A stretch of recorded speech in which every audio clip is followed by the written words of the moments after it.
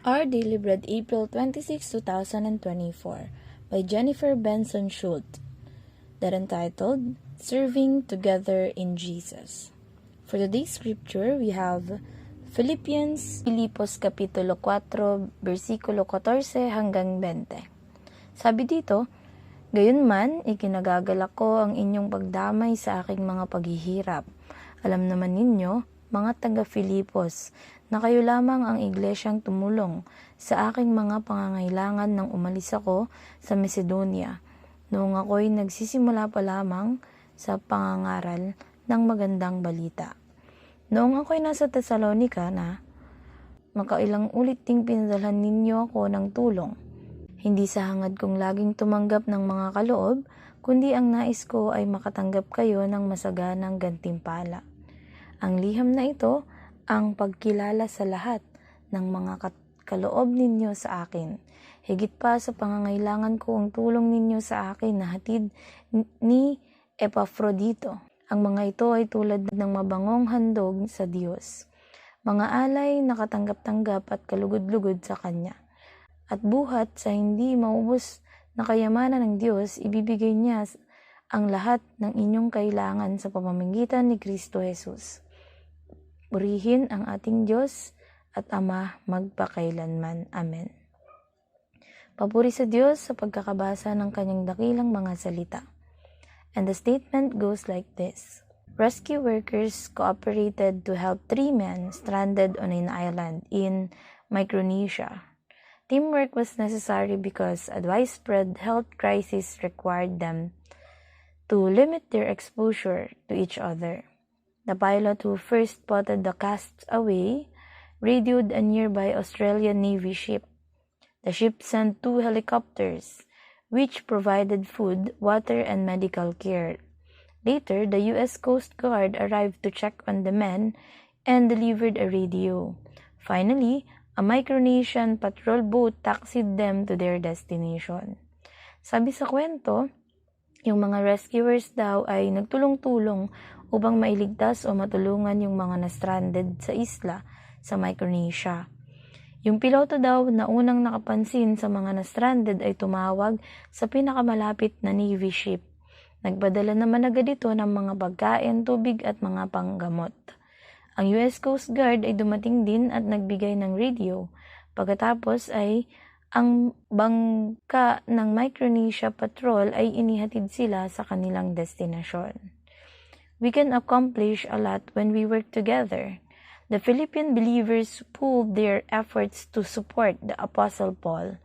Lydia and her family welcomed him into their home. That was in Acts 16:13-15. Clement and even Euodia and Syntyche, who didn't get along, all worked directly with the apostle to spread the good news. That's in Philippians 4:2-3.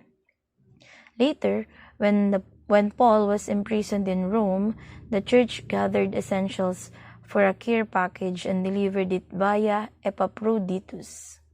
That was in verse 14-18.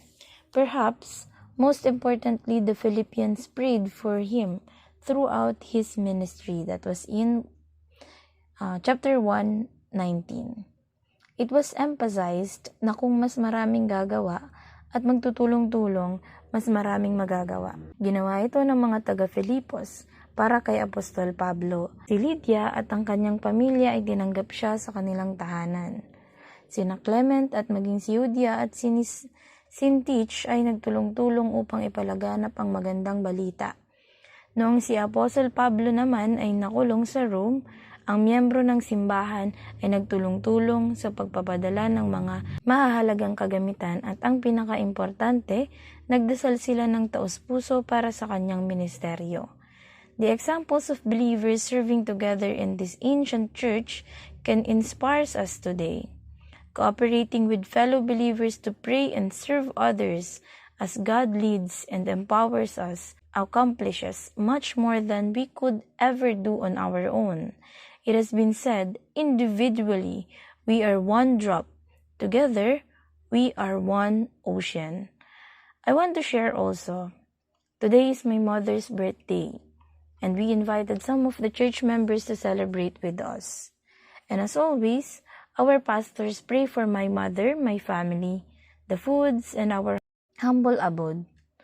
I was grateful, for I know we have been blessed.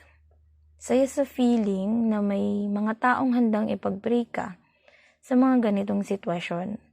At natutuwa ako kasi may mother bond with them naturally, kahit hindi pa namin siya nakakasama sa sambahan. Nakakatuwa kasi yung binigay ni Lord na parents sa amin, hindi kami hinahadlangan, mas kilalanin pa si Kristo sa mas malalim na paraan. Tulungan ay mahalaga sa pag-unlad ng bawat isa. Tinutulungan natin ang ibang tao hindi para sa kapalit, kundi we know that we have God who wants us to help others as He always helps us. Kaya kung may nangangailangan, atin itong tulungan sa abot ng ating makakaya. Kung wala talaga, we can help them reaching out to God through prayers. Maraming paraan upang makapag-ambag tayo sa buhay ng bawat isa. Kahit maliit o malaki, as long as we are contributing something positive to someone's life, that is counted. God bless everyone.